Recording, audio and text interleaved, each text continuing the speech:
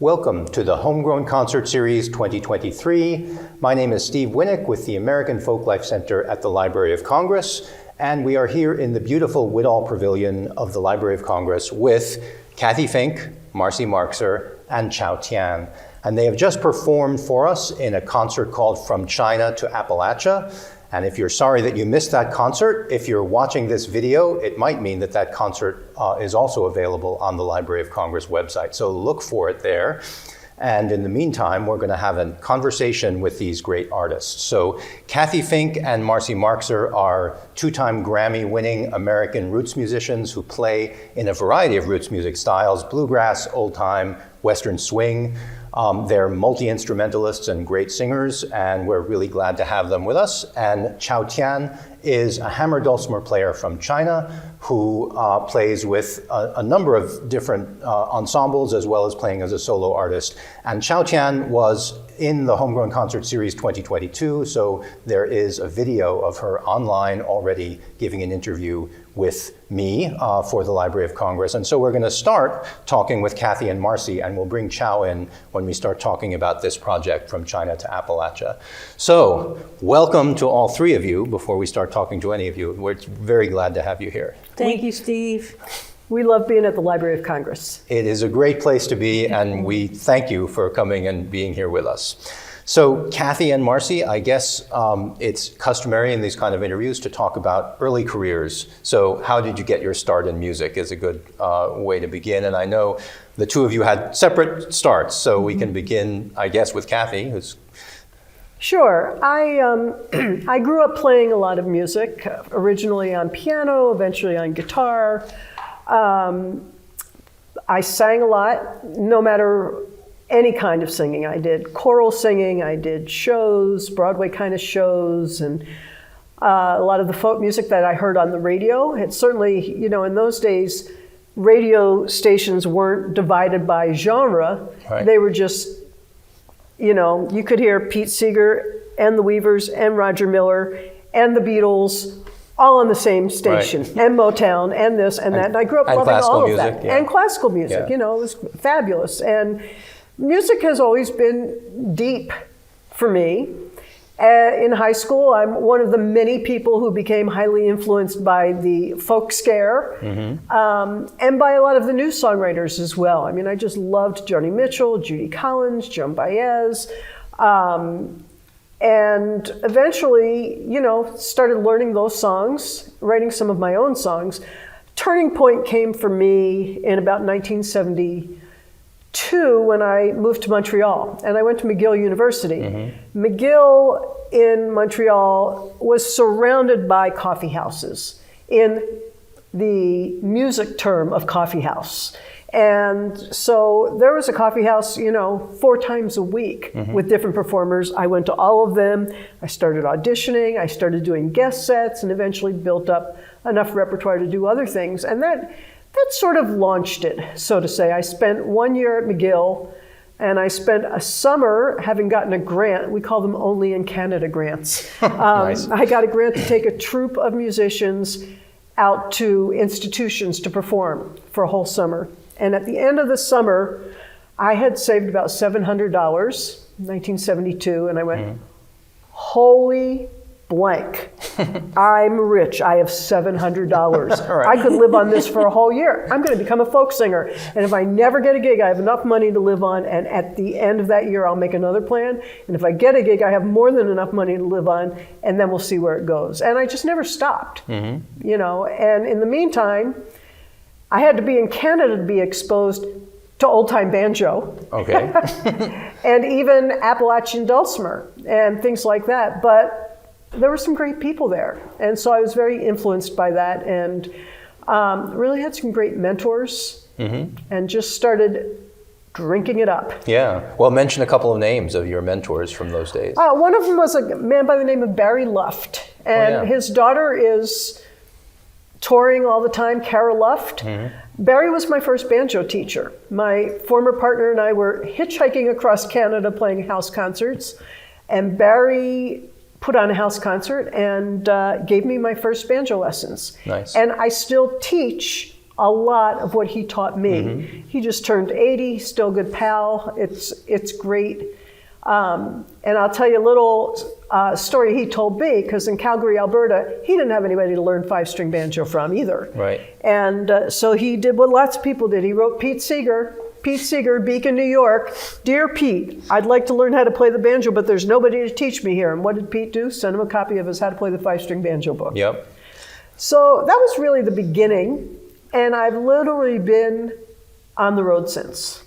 So you're like Pete's grand student in a sense, yeah. In a sense. Yeah, but I know you had a special relationship with Pete himself later as well, so yeah.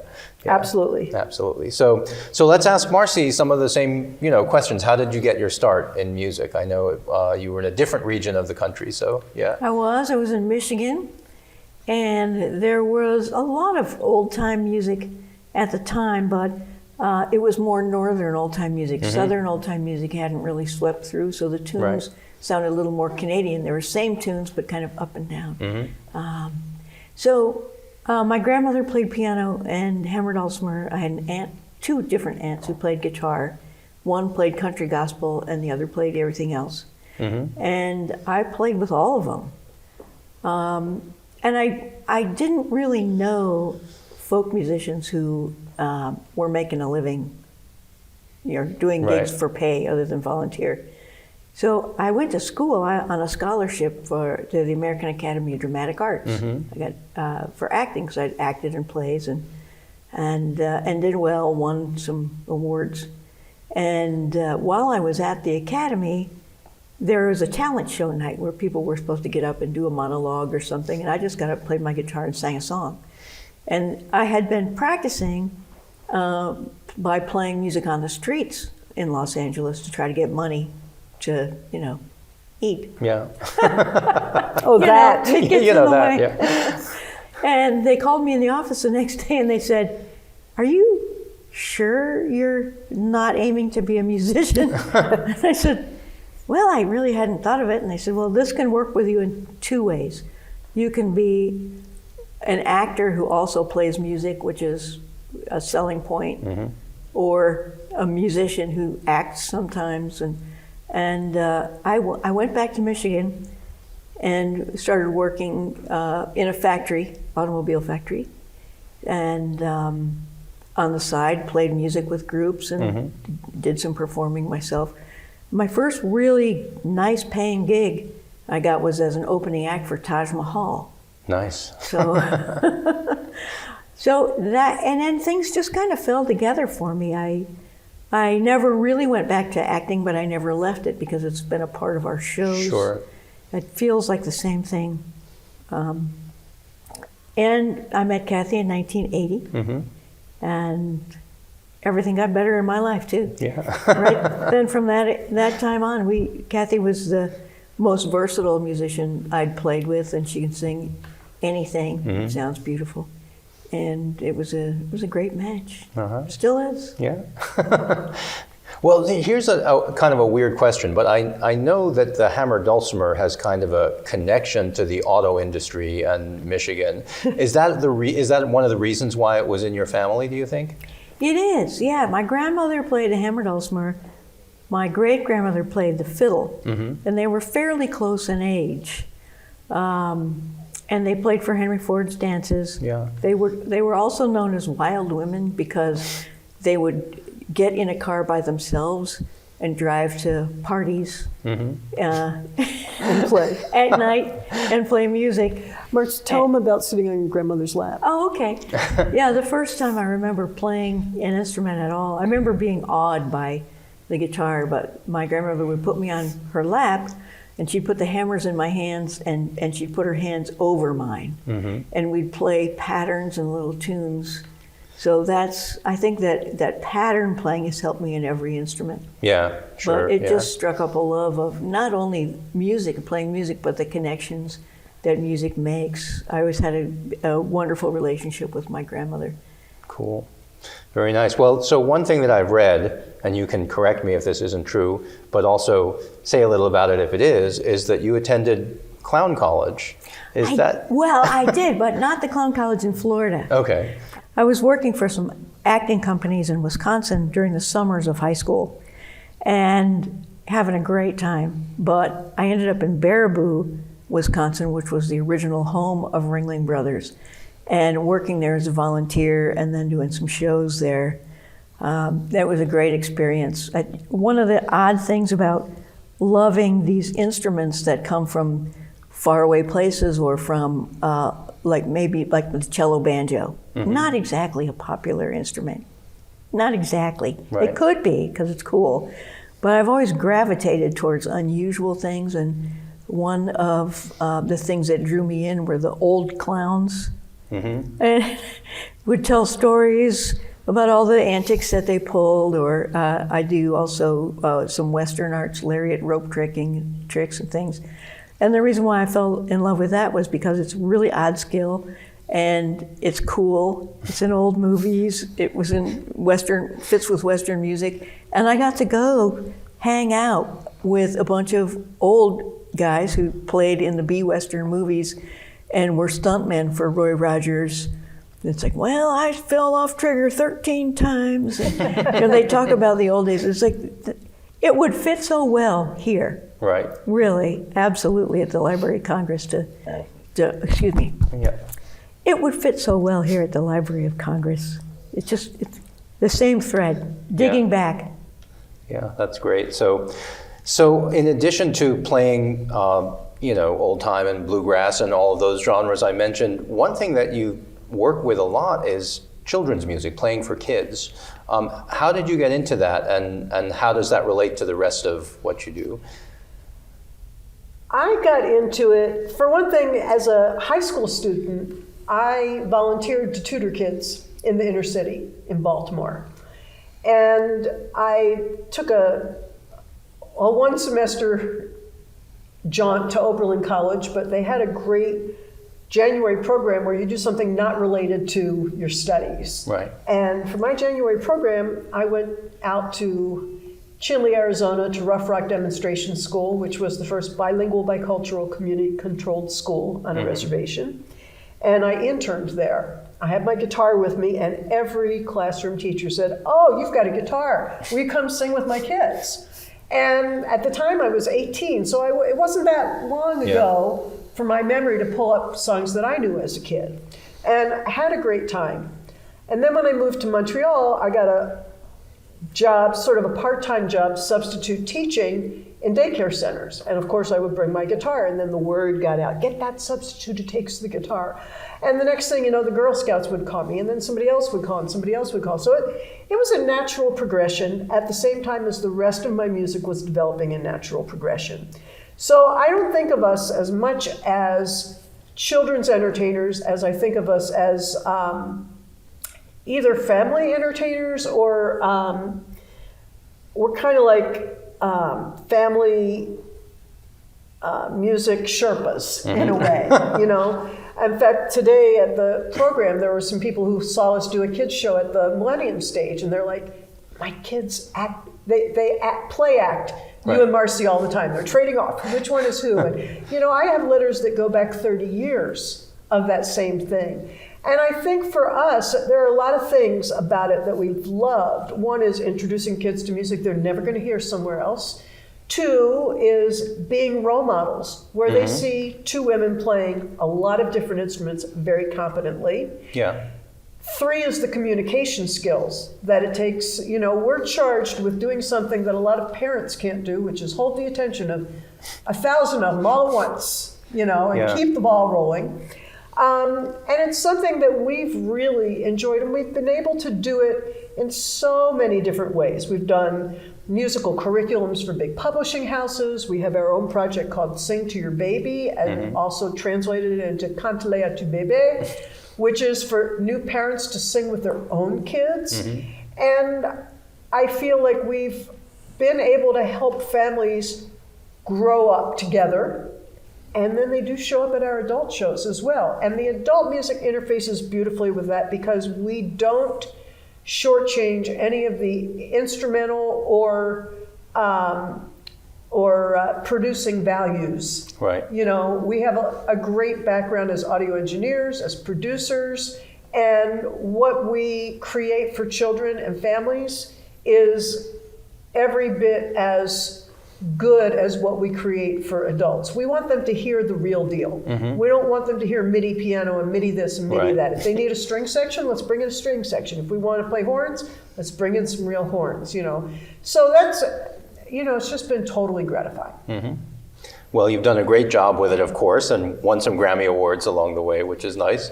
And I will say for the audience that on the Library of Congress website, you can also find a video of Cathy and Marcy playing in our Young Readers Center. I remember. Oh my gosh. And so that was a few years back. So we have a full kids program of theirs on the Library of Congress website as well. So I mentioned the Grammys. So talk a little bit about your Ella Jenkins project, just because. Well, in fact, we just talked to Ella Jenkins a couple of days ago. Excellent, great. She's 98 years old, and she's still there. Great. Ella Jenkins is thought of as the first lady of children's music, and almost all of her albums were with Folkways, now Smithsonian Folkways recordings. Right. There's over 40 of those albums. Yeah. And Folkways approached us to create a compilation of Ella's songs, sort of reimagined with contemporary production and instrumentation. And that was around 2005. We listened to all 40 of Ella's albums and made notes on songs that we thought would translate really well. And we were very lucky to get an amazing group of people: Sweet Honey in the Rock, Pete Seeger, Bill Harley, John McCutcheon, Riders in the Sky, Mariachi, Los Camperos, Red Grammar, Michelle Valerie. I'm probably forgetting a few people in here, but it was a big thing. And somehow, everybody understood the importance of what Ella had done. And we had also worked very hard behind the scenes for her to get a Lifetime Achievement Award from the Grammys. Many people know that she got a National Endowment for the Arts, National Heritage Fellowship Award.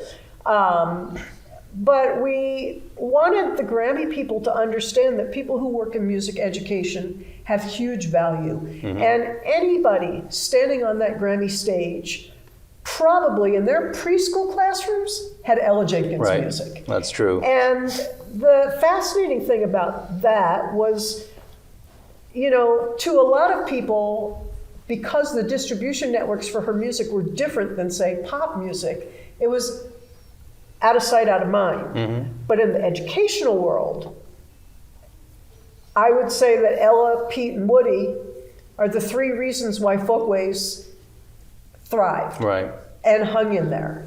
And she always, from day one, she wanted songs that respected diversity. She loved teaching different languages. She loved teaching different rhythms. She loved teaching different cultures. She was a groundbreaker. So it was very exciting to put this together. She was turning 80 that year. And so I guess it's been a bit. It's been a few years. She was turning 80 that year, and we managed to complete it in time to get her a copy of the CD for her 80th birthday. And it came with a book that we created as we were doing it. Each artist or group had their picture on one side of the book, and on the other side, they wrote notes to Ella. Nice. And that made it very personal for all of us. It made it all about connection. And I think, you see tribute albums to Bob Dylan, you see tribute albums to pop singers and lots of other things, but I felt like this was a very important tribute to the First Lady of children's music. It was a graceful thank you. Everybody involved knew the importance of her and her work. Nobody put themselves in front of that. So it was just beautifully laid out, and there was such respect and love. We got to do the album as a show at Strathmore, as you know, because you filmed it. Right. And every single act said yes, they wanted to be there. So we thought that, maybe some people wouldn't be able to make it. People rearranged their schedules. The mariachi band came from Los Angeles. Riders in the Sky did their evening show at Grand Ole Opry and drove all night to get there the next day, the next morning. It was a labor of love for everybody involved. There was a lot of love in the room. Yeah. Well, that sounds great. Well, one of the things you mentioned in regards to Ella and just in general is the importance of diversity and recognizing that in the music. And it's getting more to the forefront in old time and bluegrass music to talk about and mention the ethnic diversity, especially of African American performers who've been part of this music forever. And I know you guys have been vocal in working with African American performers, but also talking about their importance to the music. Have you got any comments on that? You know, I do. Yeah. We learned so much from going back and listening to recordings and learning from people. When we were coming up, there were Black folk artists. There was just some time when the perception changed, and I think that's because of how records were sold. I'm not really sure, but who got the TV show? Who got the record deals? So the Black musicians, Black storytellers, Black children's artists have been there all along, but it looked like they disappeared for a while. So I think some of the people coming into it now, they look back and they don't see that history. But that all happened in our lifetime. Yeah. Yeah, I think it's an incredibly important thing to be discussing, to be learning about. We've been very active and vocal in the International Bluegrass Music Association's diversity, equity, and inclusion efforts. And I would say that there's some effort being made, but there needs to be a lot more, and way more. I feel like the roots of bluegrass music include a lot of diversity. The picture of bluegrass music has less diversity in it, right? When you think about Bill Monroe and the Bluegrass Boys and Lester and Earl and blah, blah, blah, it's a great sound. Yeah. But the diversity is hidden behind where that music came from. And so I think the job that's being done now is gradually letting the roots bubble up. And also we have some great spokespeople who are phenomenal musicians who help make that more possible. You know, we can thank Rhiannon Giddens, we can thank the Chocolate Drops, we can thank Jake Blunt, and there's a long list of people, but I think right now, one of the things that I'm starting to see, and I hope I just see more and more and more of it, is, you're seeing more diversity at festivals, and you're seeing more diversity in concert series, and there are actually some music business organizations that before they sign endorsements or sponsorships for different events, they say, hey, I want to make sure before we support you, we want to know that 50% of the people working on your festival, be it talent or sound crew or stage crew, that 50% of them are women, that you have opened the doors to LGBTQ, that you have opened the doors to people of color. That's what we want our names attached to. And seeing there be businesses where that's a priority, it's just another door to keep pushing it forward. So, hopefully we're making progress. Yeah. I think we are, because this conversation is happening, and if you're involved in the music at all, that's one of the things that you hear about these days, and it's a really important thing, as you say. Yeah, and I feel like, one of our jobs, and everybody chooses what they want their job to be as a folk musician. Right. But for us, one of our jobs is using our music to speak truth to power. You not only have to do that on stage, but you have to do that off stage. You have to do it behind the scenes. And now we find ourselves in a position of trying to help mentor and train a new generation of people to find effective ways to do that. But it's stuff that we're very, very passionate about. And my hope would be that 5-10 years from now, any folk festival that you go to has way more diversity. Any cultural event, you're starting to see that. You're starting to see more of that in the theater, where there are different roles being played by people of color that would, 40 years ago never have been. Right. But we're hoping 5 to 10 years from now, that's not even a thing because it's so common. Yeah. That's the dream, but we all have to keep working on that dream, and we have to keep the fire hot. Yep. Well, you mentioned Jake Blunt, and of course we just had him in this series, I did an interview like this with him, and one of the things that he mentioned was you guys, or you, because you've been mentors to Jake. And so talk about mentorship a little bit and the people that you've worked with as mentors, because I think it's an important part of what you guys do. All right. I'm going to compose a few thoughts before I speak. I've worked for 18 years with the Music Center at Strathmore, big performing arts center down the road, who have the only artist in residence program of its kind in the country. And hopefully a lot of people are watching this from performing arts centers going, hey, we should do this. So Strathmore chooses 6 up-and-coming artists a year between the ages of 16 and 32. And, we'll get around to talking about Chao, but she was one of our artists a few years ago. That was my segue. Which is how we met. But it's also how I met Jake. And so I have been working in that program for 18 years. And my job is to help people further their careers. Either musically or business-wise or whatever it takes. And then outside of Strathmore, Marcy and I both, we just keep adopting talented musicians that we love. There's a group from Boone, North Carolina called Cane Mill Road. Now it's Liam Purcell and Cane Mill Road. We've known Liam since he was 10 or 11. He's now a student at Berkeley. I wrote one of his recommendation letters for Berkeley. He's such an amazing musician. I was about to say, and I'm going to take that word back, I was about to say, we don't have much to learn from him. He's way past us musically. But actually, that's not true. He can play more notes than I'll ever play.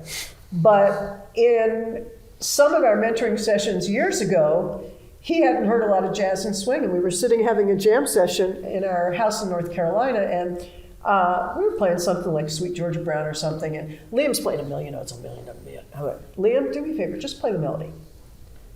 No, too many notes, just play the melody. No, too many notes, just play. But we also taught him recording engineering. I brought him in as co-producer of a project of another friend of his who is the same age, Eliza Meyer. He co-produced that album with us. He did a lot of studio work. There's a ton of younger generation people that we hang out with, and we hang out with them because they're fun to hang out with. They're really good musicians, and hey, if we can help somebody, we want to do that. Yeah. Well, I'll mention also that you performed in our Archive Challenge. We have that video is also on the Library of Congress website. That was fun. Oh my gosh. And Sam Gleaves was with you for that performance. So that's one of your So let's see. With Sam Gleaves, we did Shoes and Stockings. And we did a Gene Ritchie ballad. Oh yeah, Birds and Ships. No, Birds and Ships is Woody Guthrie. Oops, that wasn't Birds and Ships. No, it was a ballad, and I tuned my guitar in a strange way. Yeah. I'd have to look it up. Well, you did a separate interview with Jennifer Cutting for that, so that's also on our website. So, so people look for that as well. Well, in fact, the Archive Challenge is still on our minds because we want to find more things to do with Chao that come from the archives. Excellent. We definitely look forward to that. So, as you mentioned, Chao was in fact in the Artist in Residence program at Strathmore. I think that was 2015. Is that right? It's 2017. Oh, 2017. Yes. Okay. And so is that how you met originally? It is. Yeah. All right. And so Chao, talk about that experience a little bit. So that was the year I guess the second year I moved to the States, and back then I was waiting for my green card, and I saw this great information application online, so I did it. I was grateful to be selected as one of the air that year, and met with mentors like Seth Keibel, like Cathy and Marcy, and Daryl Davis. I remember that. And I think this program changed my whole music career direction. as an immigrant artist in this country, I felt like it's really hard, hopeless to restart your career. I mean, you barely know anybody, and you have no idea about the music industry in this country, how it works, how to communicate with people in a new language, and why the artists on the stage, they communicate with the audience. It never happened when I was in China as a classic traditional musician, right? So I just told Cathy about my first jam experience during my residency. So I went to Cathy Marcy's house with Seth.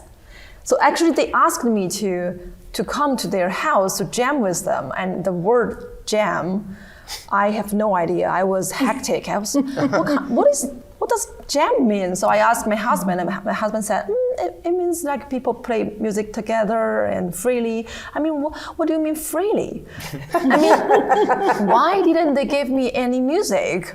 What I'm going to play? I was hectic, actually. Yeah. I brought my dulcimer. Actually, my mom was visiting me that days, and I dropped my mom in the shopping mall, and I said, Mom, you're waiting for me there. I'm going to see what I'm going to play with these two musicians. I'm three musicians, actually. So I went to their house, and I set up my dulcimer, and Cathy said, Chao, what do you want to play? I said, what do you mean? What do I want to play? You tell me. And they started with an old time tune. So Cathy just knocked her head to me like, give me the cue, and I was just jumping into the melody. I was like, that feels good. What is this? And gradually after that experience, more and more people started to invite me, start collaborations, and I noticed there's a word called improvisation, which I heard like a legend, legend thing in China, but now I'm really doing that. So after that, I fully into this all kinds of diverse collaborations and improvisational creation world. I never come back. Right. Well, that actually reminded me that we had an old time jam here at the library in maybe 2018 or 2019. I was thinking and you all three of you were there. And we actually had you play Kumbaya, which ended up in a podcast, which is on the Library of Congress website. So look for a podcast about Kumbaya. You can hear these three folks leading a room full of people and singing Kumbaya, which was kind of fun. You know, one thing that's really special about Chao and that first jam session was often when people are from another musical tradition and they hear old time music, they just hear the chord changes. They don't necessarily hear the melody because there's a lot going on. Yeah. The banjo's very active, the mandolin or guitar very active. It's almost like trying to learn music from Dixieland counterpoint. Yeah. You know, and Chao paid close attention, and then she would write some things down and listen and write some things down and nailed the melody. Right away. She got the melody and the lilt, the feel. Nice. Immediately, and we don't even think about it. That she had such good ear training because she was really glued to notes. And that was the day that she realized, I know where all these notes are. I don't need that piece of paper. Right. But it was so exciting to play with Chao for the very first time. There's nothing she can't play. We'll play a swing tune, a jazz tune, a European folk song. We'll play Appalachian old time. We'll hit it hard for bluegrass. Some blues. She can do it all. She's got it. All right. So how did you come to the idea of making that more formal and doing From China to Appalachia? Chao was really looking to dig into American old time music. And also because she was so new to performing in the United States, she was looking for opportunities to get more comfortable on stage. And within the Strathmore program, I said, okay, well, why don't we go do a couple house concerts together? And that'll give you a chance to be up there. And you'll be able to see how I talk to audience, how I do this, blah, blah, blah. You can sort of emulate that and find your own path. And so we did a house concert for one of our other artist in residence, Marina Andari. And that was really mostly just a duo thing, I think. And it was really fun. And Chao kept going, I want to learn more of these old-time tunes. And so we just kept it going. And then when Marcy and I were touring with Sam Gleaves, we invited Chao as special guest. All right. We thought that would be just one more big party, you know. And that was a really great experience. We did a bunch of shows that way. And as you know, Sam lives in Kentucky. He's pretty far away. And so, you know, someplace along the line, we just decided, let's give this a whirl. I don't remember exactly when we made that decision, but we had our first concert about 14 months ago in Ashe County, North Carolina. I figured, you know, if this show from China to Appalachia is going to go somewhere, let's try it in Appalachia and see how people respond. And they loved it. It was great. We videotaped it, and one of our greatest experiences was working with the kids from the Junior Appalachian Musicians Program, because that program, started by Helen White, is now all over North Carolina and Tennessee and a bunch of other places. And it's there to bring kids up in old-time music who maybe 2 generations ago, that would have been what they did on their front porch before iPhones and television, but now it's part of their tradition again. And so this was a way of showing them how both different and the same our musics are. And that was super fun. And we just realized Chao has different skill sets than we have, but our skill sets fit together really well. And we're all cool with improvising. You know, we're all cool with just nodding at the other person like, okay, your turn, you take it. Okay, you take it. Or just deciding at the moment. I think the thing we have in common with the three of us is the joy. Yeah, well, it's interesting because, you know, I know you're very interested in improvisation, Chao, but it was not your original training in China. So how did you start to get more comfortable with improvisation? Yeah, initially, when I heard about, when people mentioned this word to me, I took it very serious, and I thought I must learn some theory before I start, right? Like some scales, chords, like jazz musician, the counting, the pattern, the phrases, right? But the more as like I played with local musicians from different genres, I noticed that I don't need to prepare and I'm over-prepare for those kind of acknowledgement, because I think improvisational music it's a great music language for example, for an immigrant artist. When we came to the new country, we come to the country with our mother language. For me, it's a Chinese, right? And my music mother language is Chinese traditional music. What the scale that I use is mostly pentatonic, and the harmony is very pure and beautiful. There's no like that much sharp and flat notes, right? When I collaborate with people, when I especially doing improvising music, I just naturally use my language to communicate them. And I feel it is a great way to adapt into a new genre fast, like even faster than doing a lot of study, pre-study. So I think it's a really good way, improvisation, to allow different musicians to speak their own language in a collaboration. I think it's a good thing for our world now. Is maybe everybody could learn something from the improvisation process, because it's really good to alleviate conflicts and to make a better communication with different people, right? Chao is quite unique in that I know so many musicians who grew up as classical musicians who can't play by ear. They have to see the dots.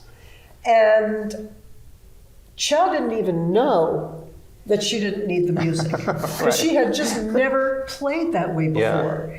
And the speed at which that came naturally to her, because she had such a stringent Chinese music school background.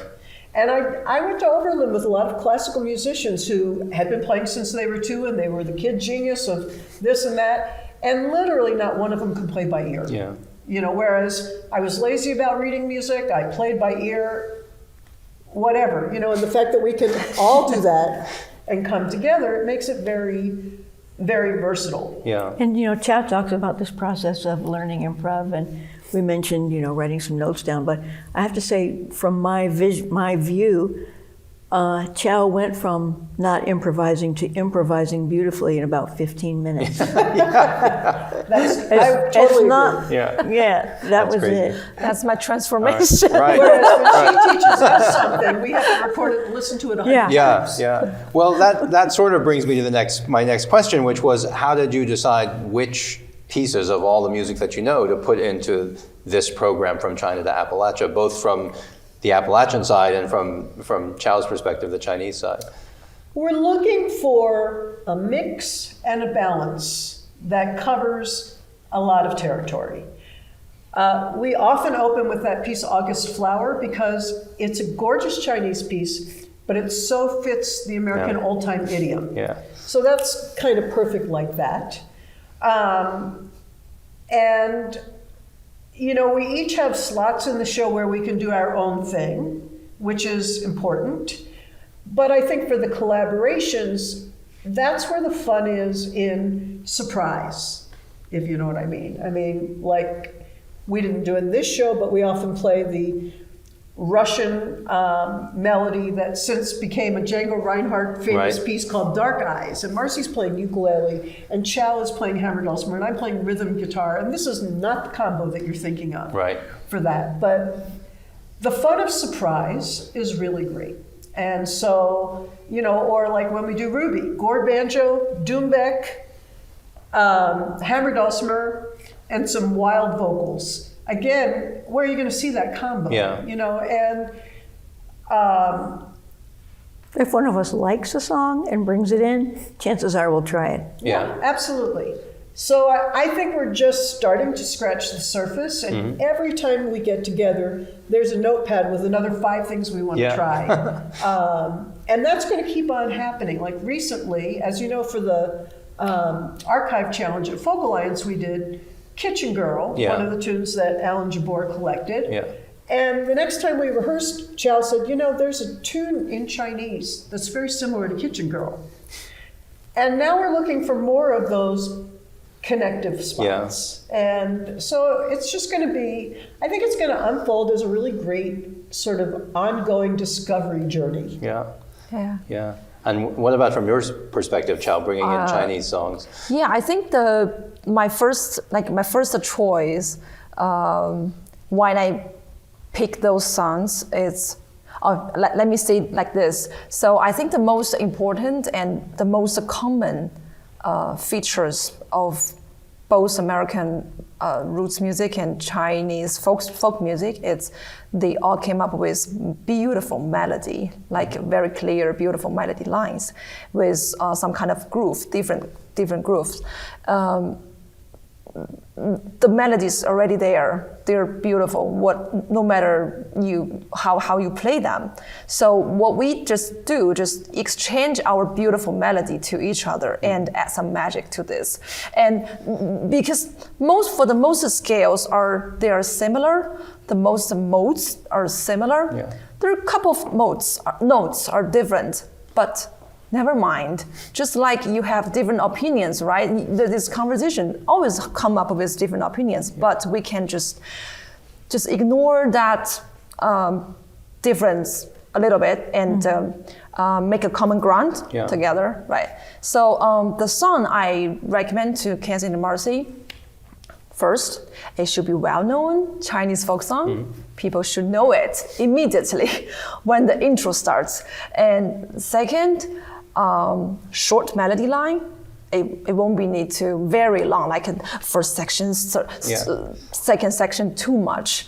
I mean, this is a fun conversation. We don't need to learn the whole repertoire thing. So third, it better have a interesting background of story, such as our selection, the 3 rows discipline and 8 points of Attention. for attention. Yes, the English translation can be tricky for me. So yeah, that one, it's really special. Yeah, that's a great one. Yeah. All right. Well, you know, there was a project that I forgot to ask about that I think we should ask about in this interview, which is not a project with Chao, but it's Marcy's project, All Wigged Out. Do you want to explain All Wigged Out to us a little bit? Because I know it's been a big part of your life for the last couple of years. It's a big part of both Both our of your lives, lives, yeah, and really, yeah, of course. with support from Chao, of Yeah, course. yeah. But yes, All Wigged Out is a film. We actually call it a musical comedy. Of course, there's music involved because it's us, but it's a film that takes people through my cancer experience. And the way I got through that experience was kind of not unlike any artist would. Is the things that stand out to you are the things that are ridiculous or that don't make sense or unnatural. And it really helped my attitude going through to make fun of all those things. And we ended up putting some of my writings into a play, calling in another friend, Andy Offit-Irwin, who is a great storyteller and theatrical human and good friend. And Cathy and I, we put our heads together and we honed it quite a bit. Then the pandemic hit. We were going to debut at the DC Fringe Festival, but that was canceled. So it's a musical theater piece. Yeah, And it's filmed like a theater piece. it's filmed not as a theater filmed as- piece in what looks like a theater, but because it was the pandemic and theaters couldn't be rented, we rented a dance studio and built a theater inside this dance studio to put on this show. And so there's a bass player, a drummer, Marcy and myself, and it's a musical comedy with a lot of advocacy and a lot of truth and a lot of hope about her experience with cancer. And it's being screened in so many different places. It's fabulous. The American Nurses Association screened it for their entire membership. Wow. And then we did a batch of online Q&As for them. We've got stuff coming up with AARP. We are working with a lot of cancer support organizations. So we just had a Maryland premiere, since we live in Maryland, and we collaborated with an organization we love called Hope Connections for Cancer Support and helped them raise funds because they don't charge anything for their services, and had really, it's sort of just one more way of building community. And we're touring with the film a lot, so there's almost always a Q&A with an organization that supports cancer patients, and then some live music by us. And it's definitely something we haven't done before, Right. Including the fact that we had no idea how to produce and distribute a film, but everybody's got to learn somewhere. So, And it's out there. It's It's going to out be there. streamed on several streaming platforms, and it's for sale on Amazon. All right. Wow. Well, look for All crazy. Wigged Out, and Look for hopefully, All Wigged Out. yeah. All right. Well, just one last thing. You mentioned that you are interested in coming back to the archive and learning more. So tell us more about what you want to explore in the archive. first, I just want to mention that I think the first time I ever signed the book in the archive was, I'm thinking it was 1972. Wow. Summer of 1972. And I even remember sitting there, coming in, signing the book, and then heading over to the Sing Out magazines and starting to go through so many magazines in the archive.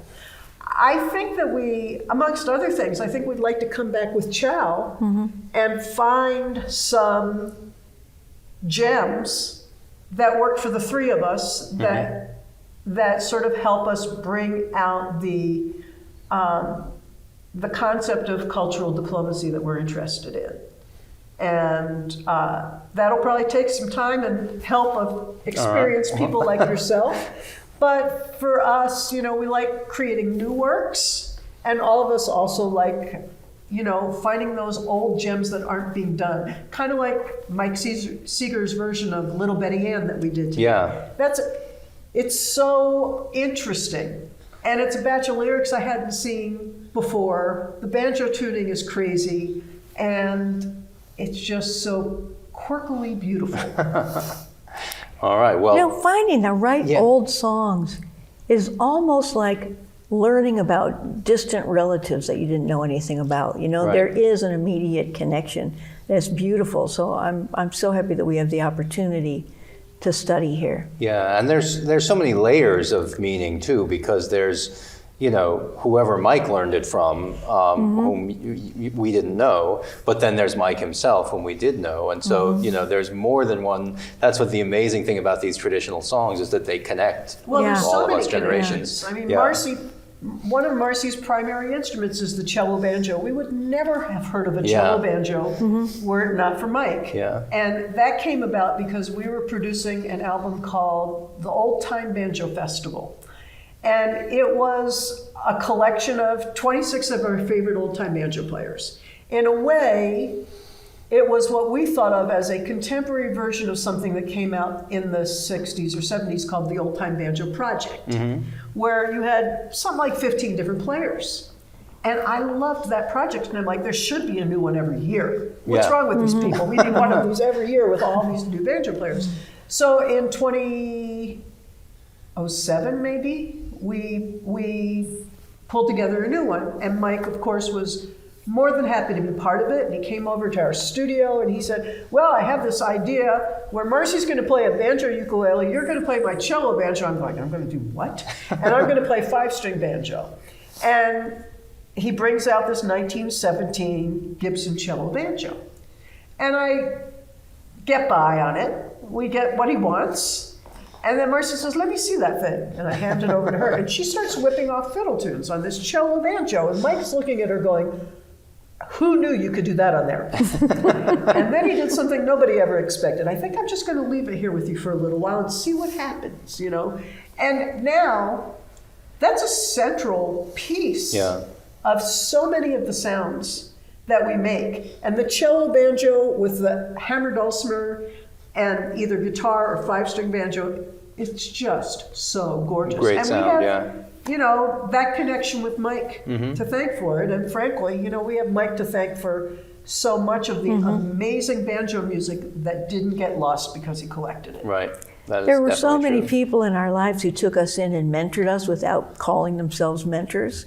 And then to see how Mike did it, like Pete would like literally put his arm around you and encourage you, and he'd play something and say, here, play this back to me. And I'd try to play it back. He'd go, no, do it again. You know, that kind of mentor.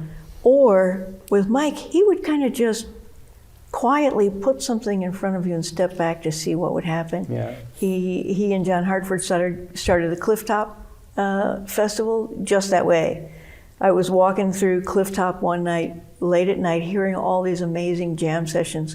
And I met Mike coming down the road, and I said, Mike Seeger, look what you have done.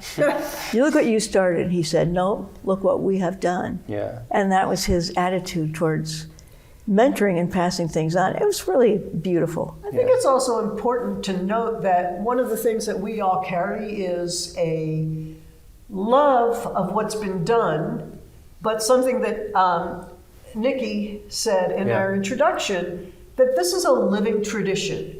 We aren't required to do it note for note the way it was done before. Now, for us, we require ourselves to know what that was. You know, I sometimes have students who say, oh, well, I do my own interpretation of so-and-so such and such. And I go, yeah, did you learn so-and-so such and such first? Or are you just sort of skipping learning that so you can play your own thing? Right. Those are two different things, right?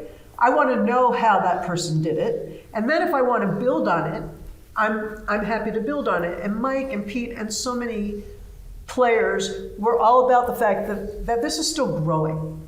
You know, it's not a stagnant thing. It's a living tradition. Right. And we're hoping with our collaboration that we can make it easier for things that seem like they don't belong in the same musical ensemble to just smack together. Yeah. Yes.